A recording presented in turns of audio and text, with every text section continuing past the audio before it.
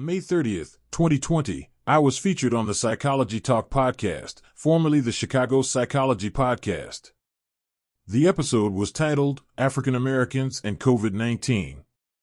It was during the height of the COVID-19 pandemic, and in this episode, I discussed the ways in which systemic racism, transgenerational trauma, and overall chronic stress were making African Americans more susceptible to the worst ravages of COVID-19.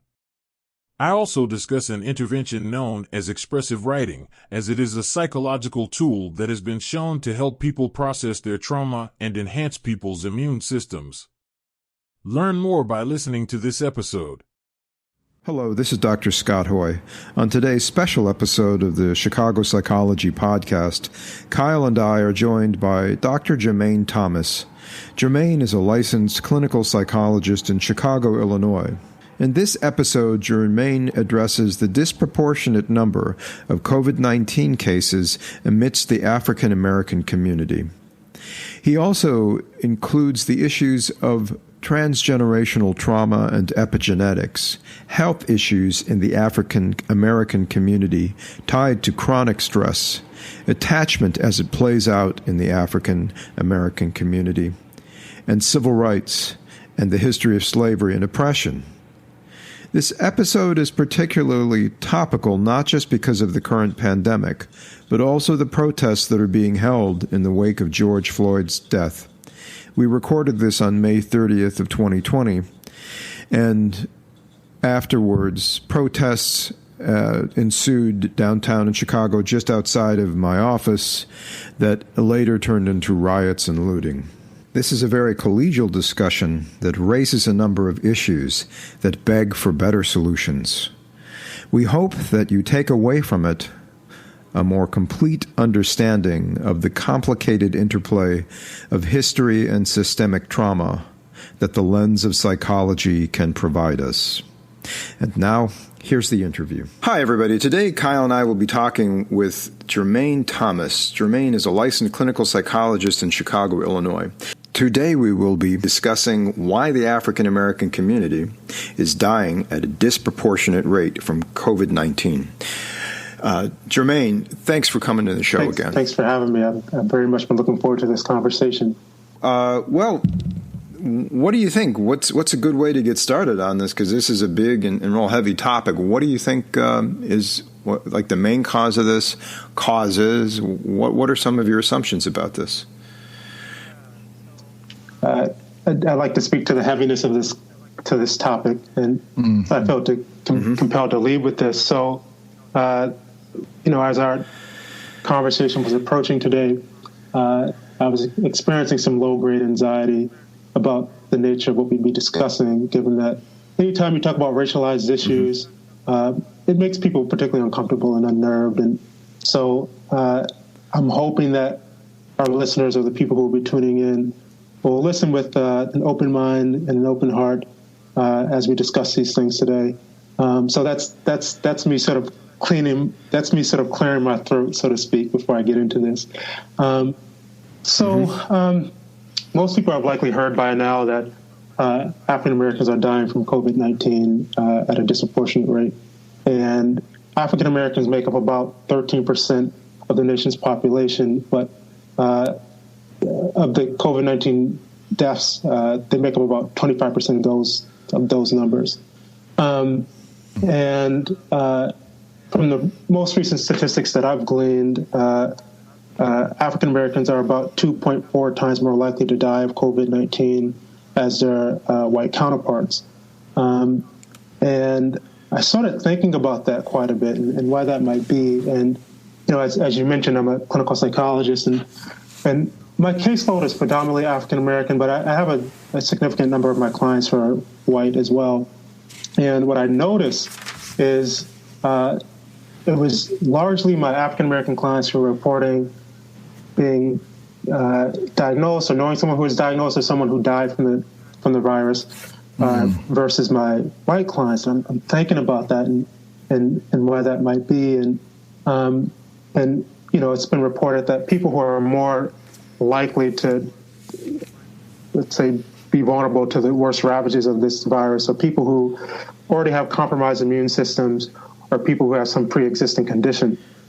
So I was thinking some more about that, and I recalled the literature that I've read with respect to how stress or chronic stress can really undermine people's immune systems. And, I'll get slightly technical. So if our body's under a great deal of stress, our adrenal glands will secrete a stress hormone known as cortisol. And it's been found that when that's the case, our immune system becomes suppressed. And we know that to some degree because also when someone is going to get an organ transplant, there's the concern is that their immune system is going to reject the organ because the immune system experiences as a foreign intruder, and so physicians will prescribe prednisone to patients, and prednisone is a synthetic corticosteroid, and so it has the same properties as cortisol, which is naturally secreted in our body, and that reduces our immune system, and so that's how we in part know that stress can do that because it secretes cortisol and our immune system weakens. And there's been some research done on that by psychoneuroimmunologists who look to assess how stress really can have this deleterious effect on people's bodies and people's immune systems. And so I started thinking, well, okay, if that's the case, then it might be that maybe African Americans are more likely to die of this virus because they're being subject to higher rates of stress than, let's say, their white counterparts. And so I started to discover the literature concerning that, and I found this study that actually looked to assess the rates of stress reported in different ethnic groups. And this study involved about over 3,000 participants, and what they found is that across 8 domains of stress, African Americans reported higher stress than all the other groups, particularly their white counterparts. Wow. And these domains included childhood adversity, it included communal stress, communal violence, things of that nature, occupational stress, distress related to discrimination. And, I'm sure we'll get into this because that's likely relevant to what's been going on in society lately, where African Americans, particularly unarmed African American men, are being killed by armed white assailants, particularly police officers. So I'm thinking through all of that. And, there's been a lot of explanations offered for why African Americans are dying from the virus. And these have included African Americans not having access to appropriate medical care due to a lack of resources, or African Americans being mistrustful of the medical care establishment. And I think all those are true. But there's an additional reason that I think goes under-discussed, and it's how the legacy of slavery still casts its shadow on our society today, and I think it's still impacting African Americans. And to some degree, I think it's contributing to the rates of death in response to COVID-19 that we're seeing. Now, as I say that, listeners are probably like, well, how can that be the case? This is something that happened in the fairly remote past. How could this still have an impact on African Americans today? That's something I like to get into. So I'm going to monologue for a while, then you guys can chime in because this is a sort of fairly complex issue. So, please set it up. Just take your turn. So let me back up a little bit. So it's been found that when people are under a great deal of stress and they're let's say suppressing their emotion or suppressing, let's say their articulation of the distress that they're under, it actually has a deleterious effect on their bodies and their immune system and their mental health. And there's a study that was conducted back in 2001 where the researchers were looking to see if there were if older African Americans, so African Americans who are over the age of 65,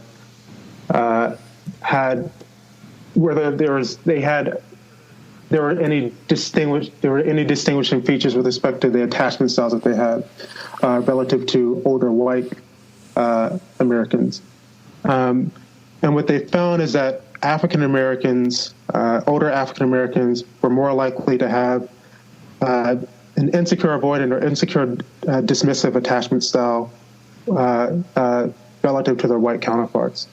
And just so our listeners are on the same page, attachment styles are sort of characteristic ways of relating to others or to yourself. And there are sort of two poles of attachment that develop as a consequence largely of childhood, and it's sort of proximity seeking. So how comfortable you feel being emotionally or physically close to someone. And then there's exploration away from attachment figure, and it's sort of how comfortable you feel sort of operating in an independent way. And someone who has an avoidant or a dismissive attachment style, they're someone who might experience, let's say, the pangs of their emotions, but they're more likely to dismiss it or disavow that they're having it. And that's might be the case because maybe they had a parent who wasn't particularly emotionally attuned on a regular basis, or they were harsh towards them when they were having some emotional experience. So they learned that, okay, I have to suppress my emotion to just get through. Okay. And it's been found that particular style is more characteristic of older blacks relative to older whites. And it was something like 85% of the sample pool of African Americans that they assessed had this particular style versus about 65% of the white population, the white sample that they assessed. So I'm thinking, well, why might that style develop? And I then started to think, well, what's the one, let's say, historical experience that en masse distinguishes whites in this country from blacks? And it's the institution of slavery. And this is a really terrible institution that's taken place between 1619 to 1865, and it's one of those. It's sort of a blight on American society, and it's sort of one of America's, let's say, original sins. And you think about how terribly stressful that experience must have been, where you have African Americans who are sort of treated as subhuman and they're treated as, let's say, chattel slaves, and you have these terrible experiences where people are being stripped. They're being stripped from their kin. They're being beaten, sometimes killed, without recourse to any legal action or anything like that. There are people who are being raped, and there's not much that you can do about it, right? And so you think, well, how does someone get through that? And you think, well, they likely have to almost disassociate to sort of survive through that process, where it's like you have this terribly stressful experience, and it's like you almost become disconnected from your emotion in order to get through, right? But we know that has a terrible effect on your body, right? So when you're talking about slavery, sometimes it's easy to just gloss over this being a terrible event that's happened in the past, and I want us to provide something like a phenomenological sort of illustration of what this must have been like. So you can imagine, let's say you're an enslaved woman. Let's say it's 1840, right? And let's say you have 2 children, and let's say you have a quasi or pseudo husband. And I qualify it that way because it wasn't as though that relationship was sort of honored by the state. And then let's say you end up being raped, right? You end up being raped by your slave master. And your husband can't do much about it because, well, what's going to happen? It's like, well, he's going to he can't sort of defend you or something like that, because what would happen is, like, he would be subjected to really harsh punishment if that were the case. So then maybe you're angry that it's like you're sort of stuck and there's not much that you can do about it. There's not much you can say about it. Then let's say you actually get impregnated by your slave master, and because of the shame he's experiencing, he sells off your child, right? And then it's like you're experiencing all this terrible angst and anger and pain and all these types of things. And it's like you can't really express it to anyone because it's not much. It doesn't feel like you can really. It's not going to result in any resolution, right? So you keep it all in. You keep it all in. You keep it all in. And those things are going on for years, right? They're going on for years. And that style of relating, it gets passed down through the generations, where it's like, okay, if you experience something terribly traumatic, something really, you experience some emotional upheaval, you've learned that the best way to get through it is just to work. Don't really lean into the emotion because it's not really going to get you anywhere, right? And so that seems particularly relevant to, let's say, this situation of COVID-19, because you know that people who are dying are already immunocompromised. And you're going to be immunocompromised, particularly if you experience a chronic amount of stress. And so one of the ways in which these sort of relational styles get passed down from, let's say, the era of slavery is through learning, right? It's like if you're experiencing something stressful, just keep it in, or try to be as positive as possible, and you don't really lean into and articulate your emotion, right? And like I've already said, it's like it's been found that suppresses your immune system. Another striking finding, and this is a bit more complex, but I think it's especially relevant to what we're talking about, is the epigenetic literature. Researchers have started to find that if you have an ancestral family member who is subjected to a traumatic experience, the effects of that trauma can be transmitted across generations. And this has been demonstrated in mice, particularly because you can do a lot more things with mice than you can do with humans, just ethically. But we can, But we have, there's sort of this biological continuity that exists between us and other mammals, and some of the basic needs are the same and whatnot.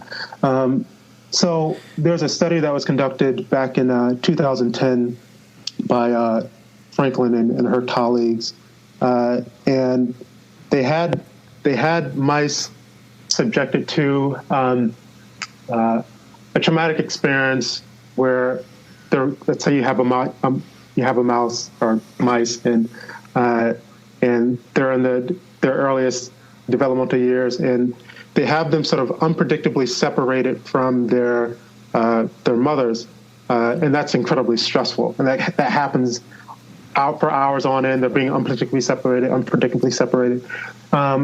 And they wanted to see the effects of what that would be. And so what they did was they then had these mice who were subjected to that trauma. They had them engage in this swimming exercise where they're supposed to paddle for a certain amount of time. And it turns out that these mice who were subjected to this trauma, they just would float. They wouldn't really paddle. It's almost as if they were experiencing something like psychomotor retardation. And it's like they're just moving very slowly. There's not a whole lot of vitality there. And it's akin to what people experience when they're depressed. And then they had, yep. So learning helplessness, that's exactly it. basically. That's exactly it. That's exactly it. Yeah. Just like the Seligman, for those of you who really like psychological literature, the whole idea of using a dog, Seligman and companies learned helplessness, using a dog on an electrical plate if they can or can't jump off of it, and if they can't, they develop that same kind of a thing. Yeah, exactly. So what they then had these mice do is they had them, they placed them in this really open space, And it turns out that like mice generally don't really like open spaces because they become vulnerable to predation if they're in an open space. So that's why they generally run along walls and whatnot. But the mice who experienced these traumas, they ran to the middle of these spaces or to the middle of these fields a lot quicker without the degree of inhibition that you would expect of a mouse relative to, let's say, the controls. And it's as if they were less risk adverse after that happened. And it's something like that's something that you see when someone is traumatized. It's like they engage in really risky behavior, right? And what was really interesting is that this was only demonstrated in the male rats, or in the male mice, and these traits seem to be transmitted along the male germ line, and these mice then have, children of their own. And what's interesting is that these traits didn't present themselves in the next generation, but they presented themselves in the following generation. And what's striking about that is it's not as though, let's say, the third generation of mice experienced this original trauma, but they still exhibit the traits of the original, let's say, ancestor that experienced the trauma. And that seems to be particularly relevant to what we're talking about, because people who are living in 2020 haven't experienced slavery, right? But what can end up happening is there's certain genes that get transmitted over the course of time that present themselves in future progeny. And so, with respect to epigenetics, what's been found is that there are certain environmental events that can turn certain genes on and off. And it doesn't change the genetic structure, but certain events can turn certain genes on and off. And that's through a process known as either acetylation or methylation. And this process can transmit certain genes through the male germline. I think that's particularly striking research, because people often say, well, slavery was so long ago. Like, why are people still talking about this, and why does it seem relevant? And it's like, well, here's empirical evidence that people can still experience the negative impacts of a traumatic event, even if they've never actually been the ones who were directly exposed to it.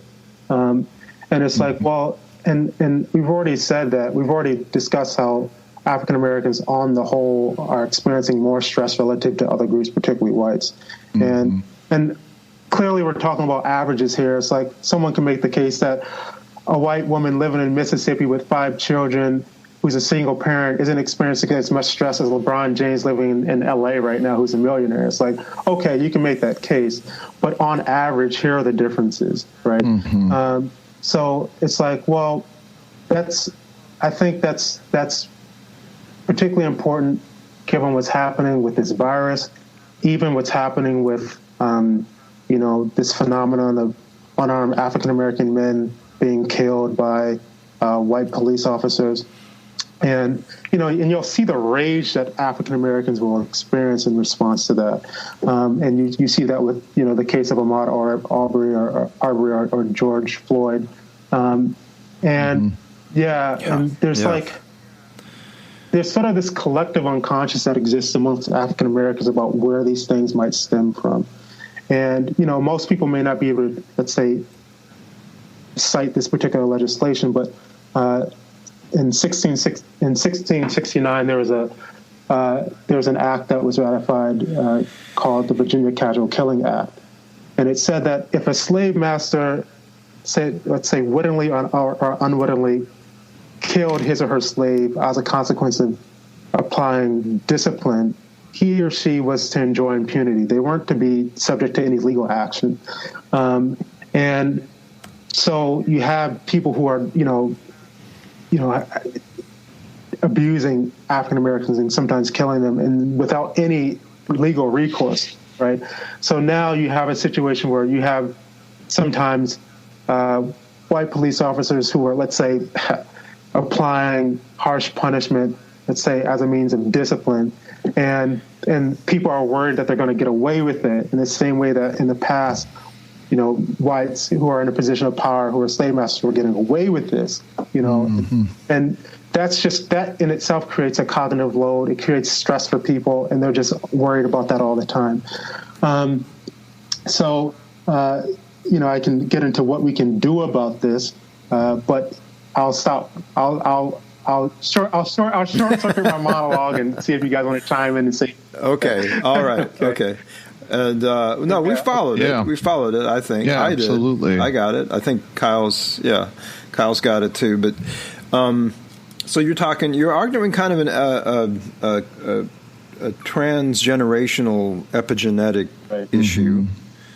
There's that part of it. I mean, and I've heard that argument too as well for people who are Holocaust or pogrom survivors, or people from the British Isles, from my stock, who dealt with being colonized and plantations and oppression there, which of course was kind of like you could say that the whole issue with the so-called Celtic nations, like being oppressed by the English folks, was kind of like a trial run for the great game and colonization of other places, and slavery, because I don't think it's easier to grab somebody from someplace else that doesn't look like you or have the same language and objectify them and use, say they're less than you. And I think it was the English who kind of started. The Dutch and the English were big in the slave trade.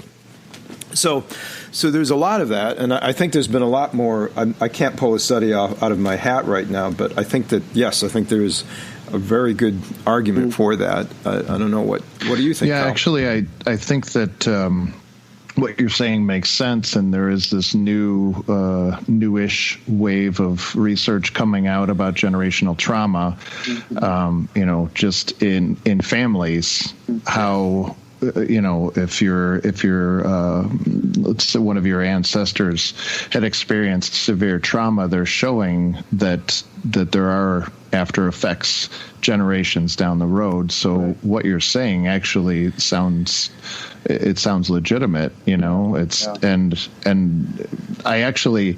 I tend to lean to the side of how could it not? Yeah, sure. We are still seeing societal and systemic after effects of slavery. So, I actually just had a conversation with someone not too long ago where he said that every time he gets pulled over by the police, he automatically records now.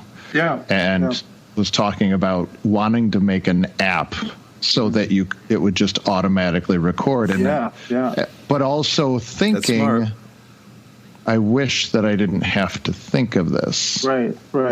And so you're saying there's like a cognitive dissonance there, right? Sure.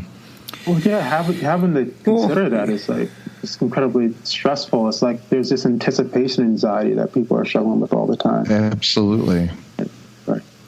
One of the, I'm not pro or con Bill de Blasio, but Bill de Blasio, of course, his wife is African American, and they have kids that ostensibly are African American. He says that having a son, a black son, is just one of the most stressful things in the world, because you just don't know what's going to happen when he goes out. Right. No, that's it. That's it. And there's often these stereotypes that exist with respect to African Americans and being violent or hypersexual or having these fractured familial relationships, and I think people often forget the source of these things, and because it's like, well, for years you have African Americans who are being subjected to intense violence. For years you have African Americans who are being paraded around because of their bodies, and they're being raped. And for years you have African Americans whose families are being separated. And as has been found with PTSD, it's like when you experience a trauma, you're more likely to replicate what's happened to you. And there's a great book on this by a sociologist named Dr. George Floyd, and it's called Post-Traumatic Slave Syndrome. And she talks about how the institution of slavery still casts its shadow on our society today. And even in people sometimes have the false assumption that even corporal punishment is something that's endemic to Black culture, because it turns out that on average, it's like all different ethnic or racial groups will use corporal punishment, but African Americans tend to use it the most.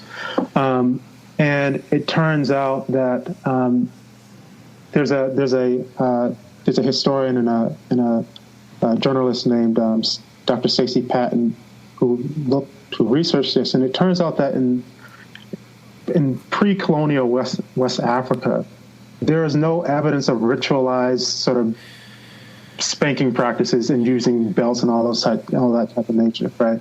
That's something that was born out of colonialism and slavery, right? And so it doesn't take a huge stretch of the imagination to see the parallels between, let's say, a Black parent disciplining their child with a belt, which is colloquially called a whooping, and a white slave master whooping their slave with a whip. It's like the parallels are pretty clear, right? So that gets transmitted over time, and clearly it's like it can be incredibly stressful. That's something that you're subjected to, right? But people sometimes forget the sources of these issues, and these are things that I think people need to be mindful of. And Stacey Patton, she says something like, African Americans need to decolonize their parenting. And because, you'll have African Americans who very much stand behind the utility of corporal punishment. And it's like, well, and they say, well, there's sort of this caricature of like sort of white families who are sort of permissive and let their children do whatever it is that they want to do. And Black parents is like, well, I'm not going to let my kids do that. I'm going to, make sure I will the sort of perceived effectiveness of a belt or something like that. And they don't know that, well, this is actually something that was actually adopted from whites, So all these things have their relationship, and I think they need to be discussed, and it's not just and clearly these aren't things that just have a terrible effect on your emotional health. Clearly, it's shown that they have terrible effects on your physical health as well. And so we can get into more specifics about the physical health aspect. And I think I'd like to bring up some research that was done by this social psychologist named James Pennebaker, but I don't want to dominate the conversation too much. So any additional? Okay. Well, no, but you are the guest, so it's your time to shine on the show. So it's not an issue. But so kind of like to sum up, we've been hearing you talk and laying out a pretty strong argument for an epigenetic or a transgenerational trauma, which makes a lot of sense, both in current or recent family generational and like going back 400 or 500 years. And also we're talking about current stressors too. We haven't talked a lot about that, but we touched on it with like with the current unrest that's going on because of Mr. Floyd's just really horrible murder at the hand of 4 police officers in Minnesota, and which has touched off a firestorm of protests, mind you. I don't know how much rioting and looting is going on that's like from the people who are just outraged and peaceably protesting. And it's good to see it's not just African Americans who are protesting. There's a lot of people from all spectrums of culture and ethnic background who are showing up just outraged by it. It's just crazy. I mean, like, why did that happen? And I would also say why has it persistently happened And it's now getting attention because everybody's walking around with these Star Trek, technologies in their pockets, and they can take a picture they can photograph and catalog everything that's going on in their lives. It's just now, being really made known publicly, and so. How much of that is that playing into it? I'd say that the current issues are huge issues and economic issues, right? Like if you grow up impoverished, no matter where you're at, that's going to cause strain on you as well. Absolutely, yeah, and so there are so many facets of stress that African Americans are experiencing, and from the racism that still characterizes our society, and even occupational stress, and so there's a study that was done that wanted to see whether or not if you applied to a job and you had, let's say, a classically black sounding name, whether you're more likely or less, whether you're less likely to get a job than if you had a classically white sounding name. And this study was conducted back in, I think, 2004 by researchers out of MIT and the University of Chicago. And what they did was they sent out these faux resumes to different job advertisements, and there were about 5,000 or so. And so they would.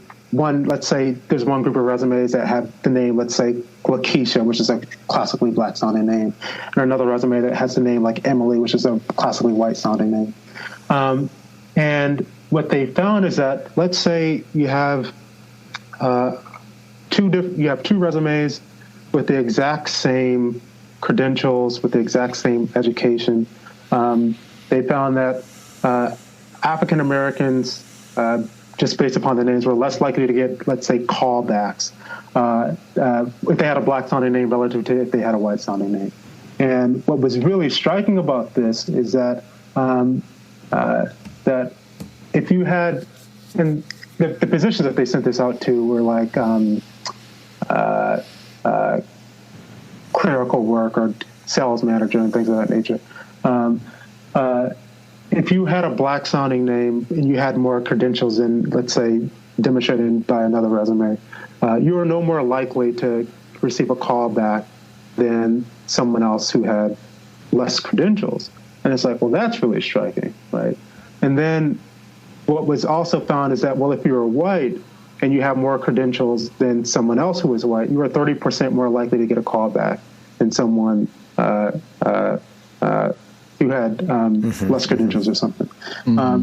So it's sort of this. And so what that means is that even, people will say, well, because clearly blacks are experiencing a lot of economic hardship, and people might say, well, just work harder, just make sure you're getting an education, do all those things, and you're going to be fine. And it's not as though that doesn't have some utility to it, right? It clearly does, but it just means that it's going to. It doesn't. This is sort of empirical evidence that it may not necessarily put you on the same plane as someone else who's white. And just in terms of what work is needed in order to acquire that job. So it just might mean you just have to apply to twice as many jobs as someone else who's white, particularly if you present with a black-sounding name or something like that. And so that's an additional stressor that African Americans are under. And so just talking about something that's more relevant to sort of present-day stress versus sort of a distal stressor like slavery or something like that, that's additional evidence for that claim.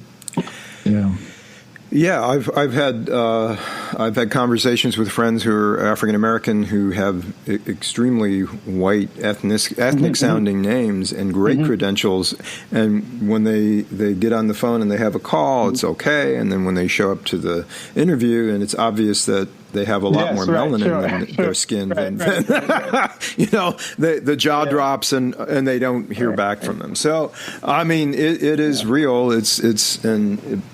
I probably didn't take a study from most people to figure that out. But the study is more definitely says that is an issue. Yeah. And I think there was actually a study done, I believe it might have been in the late 90s in Indiana, real estate and renting properties. They had people go out and actually try to rent, and they've filmed some of them. So they would have an African American person go and look for properties and was consistently turned down, and then a white couple would come and look at the same property, and you see the guys say, "Oh, this one's available right now if you want it." So exactly. And there were statistics that came along with that. And it's just, I don't want to say it's startling, because it's not really anymore.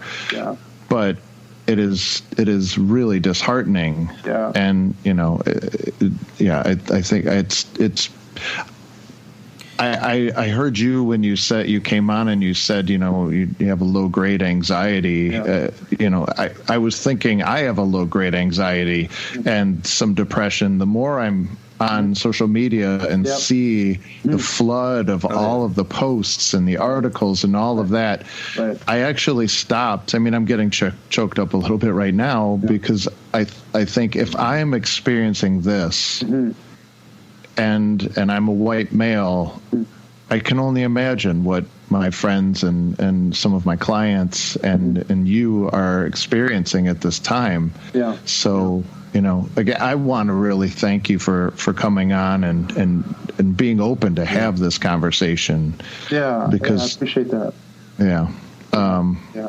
And I don't mean to derail the conversation. No. Take it away. No, but it's apropos. I really want to acknowledge the level of strength and courage that it takes for you to do this. And you are sharing a lot of really dense and meaningful information. I just wanted to acknowledge that. Thank you for that. These are really important conversations to have, and I appreciate being given the opportunity to sort of, I guess, be platformed in a way so we can discuss these things. Because I think either people have a subjective experience of something being true, but then sometimes they feel some anxiety about sort of, I guess, professing that something's true, particularly if they're met with challenge. And they say, look, I've heard this quite a bit, and it's like, well, where people are asking, what's your empirical evidence that X or Y, Z is true? And it's like, and that can be really disheartening. And it's sort of like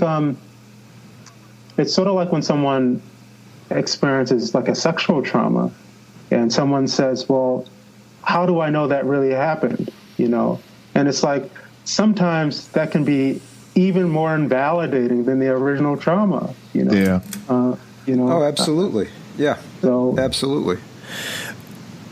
Right. Yeah. And some people just assume that since slavery's been over more than 100 years, there's no problem. It's gone, right? There's no problem. And it's like, look, the Civil Rights Act wasn't enacted until the 1960s. So it's like people's parents were still living then. You know what I mean? So it's like it's not that long ago. It's not. It really isn't. And there is I see it often. There is an inherent defensive-ness in the white culture, right? Like there's an automatic response, and some of it's understandable. I don't want to be a bad guy. I don't want. It's hard to turn and face what has been done and the impacts that were still existing today. But we have to do it. And I don't think it's fair to turn the responsibility or the work onto the oppressed people. Right? Like, it's like asking a traumatized person to calm down. Yeah, sure. Yeah, no, that's a great way to describe it. Let me be clear about this. It's like if you're living in the year 2020, it's like you can't be held responsible for the malevolence of your ancestors during the antebellum era. It's like you can't say, well, you're responsible. Like it doesn't make logical sense, right? But unfortunately, what can sometimes happen is people can be beneficiaries of that system, and it's more so the assumptions that people make just based upon your skin color, right? There's this. We have this taxonomy system. It's like that separates animal life into like species and genus and phylus and family and things of that nature. And that was developed by this biologist named Carl von Linnaeus. And what he did was he extended that to humans, and sort of he saw skin color as a proxy for, let's say, intelligence or morality. And what he indicated, he said, he developed this sort of taxonomic system for skin color, and he says, well, let's say if you're white, you're more likely to be kind and intelligent, and if you're black, it's like you're more likely to be lazy and cunning, and all these things. And it's like, well, it's like those ideas were born out of this era that occurred years ago, but clearly they still persist, Yeah. So it's Well, yeah, and I think that we've touched a little bit, or you touched a little bit, Jermaine, on social psych, but social psych goes a long way to explain like in-group, out-group exclusion or inclusion, right? And I think that there were, like, after the civil rights, there were some movements to like do things like have, busing was a positive movement. It wasn't accepted well. But the intention behind it, and it probably was rolled out really sloppily, as those kind of things would be. But other things like having a jigsaw puzzle classroom with younger children, where you put like different ethnic backgrounds together, so it helps to reduce in the children, and later on, like it reduce racial or ethnic stigmas. The more exposure you have to groups, the better. You don't Hellenize them as exactly. much. Right? Yeah. Right. Exactly. So this will probably happen over time, and hopefully will. I mean, the grand scheme of things, it will happen over time, that these things adjust, and people just, people realize we're all citizens of this great republic that we're in here in America, and we all have the same rights, under the laws, as long as they're upheld as the law states. Things could go really well for people, but there has to be a show of good faith on that, and a lot of this stuff. Yeah. But let's kind of circle back to the idea of COVID. Like, you've been hearing from mostly African American clients. I've had a few clients tell me that they've known people who have had COVID. I've had a friend of mine who's not African American, likely a COVID issue, and lots of rehab afterwards. But tell me what your experience has been in dealing with the COVID amongst your clients, the COVID diagnoses and illnesses. Yeah, so I've had, and the loss or grief you might have experienced, or they might have experienced. So, I've had a number of my clients describe how they've lost family members due to the virus. I've had a few clients report that they've contracted the virus, but they're still here, thankfully. The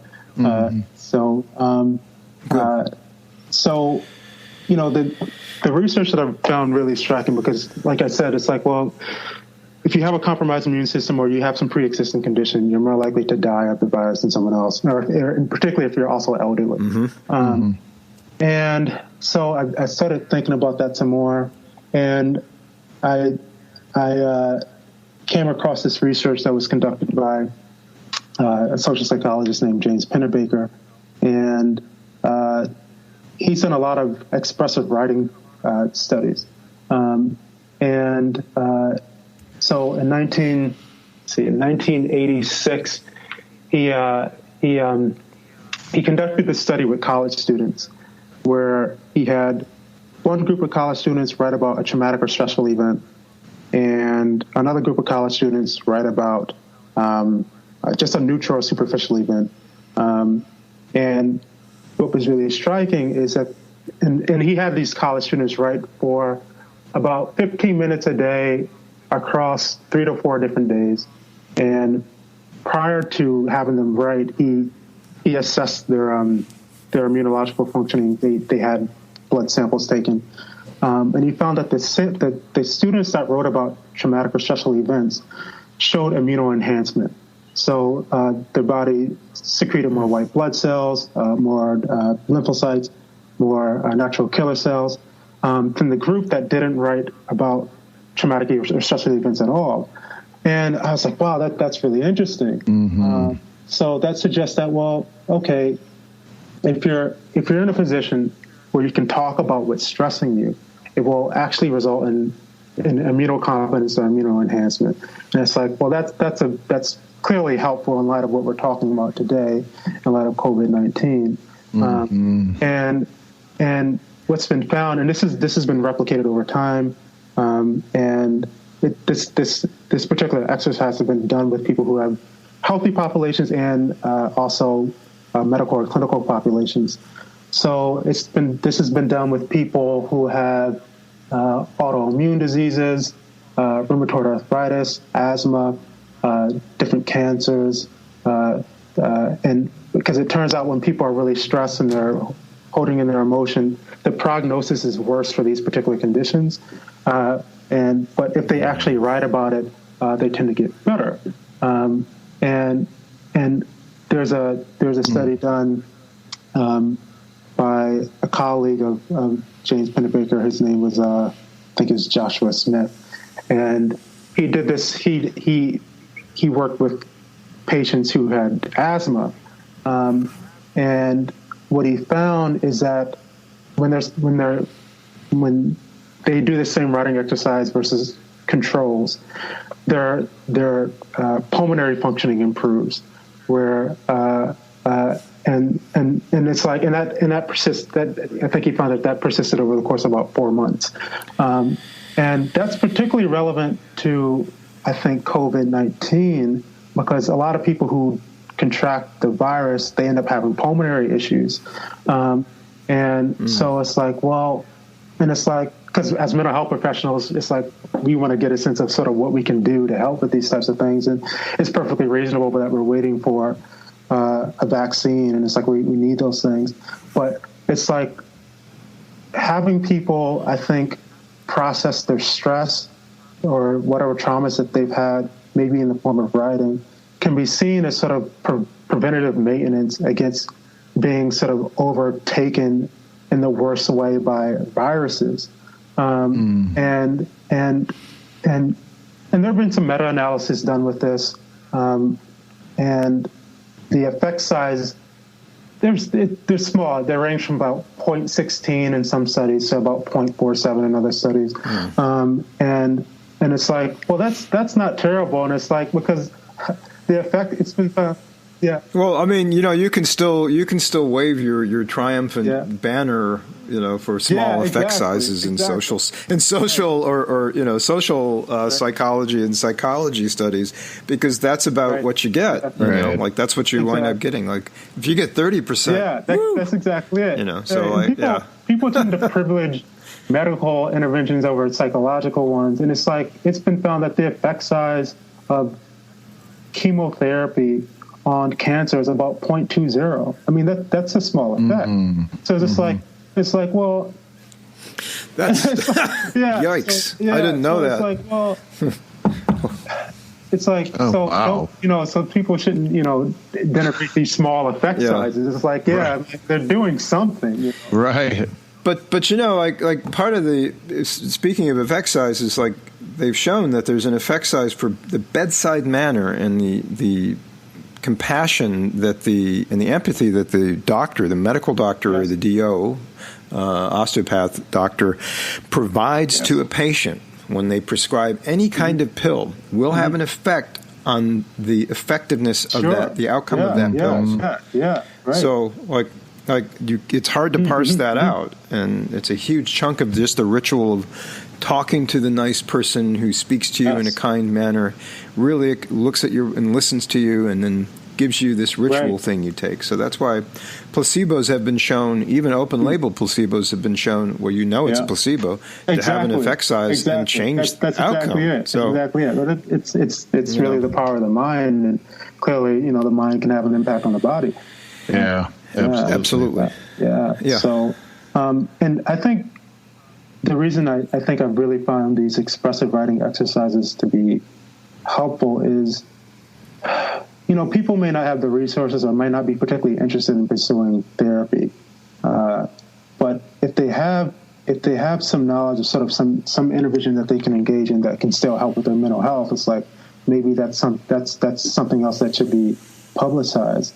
And it's like, so it's like, well, and it's like, okay, you don't feel like you can talk to anybody about this, but write about it, and so what's been interesting is, when they've done these studies, they're trying to figure out, well, why does this have a beneficial effect? Because it's like, well, is this just like classic catharsis? It's like, well, I'm just going to sort of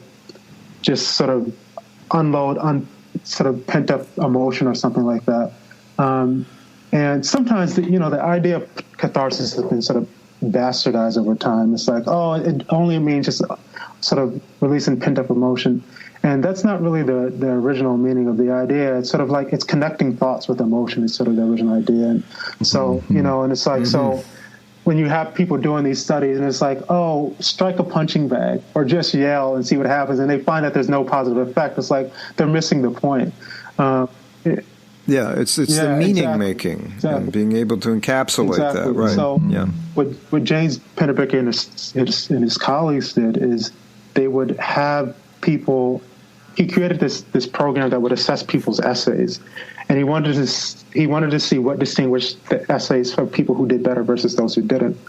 And he found that when people are labeling their emotions within their essays, when people are using causal or insight-related language, saying, "Well, this is why this happened," or they're using some meaning, and trying to sort of organize their thoughts, they tend to do better.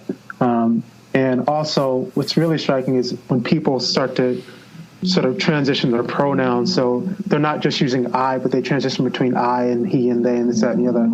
They tend to do better as well, because one idea, depression is really complicated, but one idea concerning depression is it can be a disease of self-focus, where people just start thinking that everything that's going on is related to them. But when people start talking about other people or other circumstances in their writing, they actually tend to do better. Where they're transitioning their pronouns when they're writing about these things. So I found that really striking as well. So it's like it's one thing just to write about an experience, but it's another thing to cognitively and emotionally process that experience by using emotion language and using insight-oriented language. And those people tend to do better physically and mentally. So I think that's something that Well, you also mentioned that the shift in pronouns, so it's like it's the shift from a self-centered, not self, maybe even just self-centered, in that sense, to an I-thou kind of relationship, and seeing a social connection. Right. Exactly.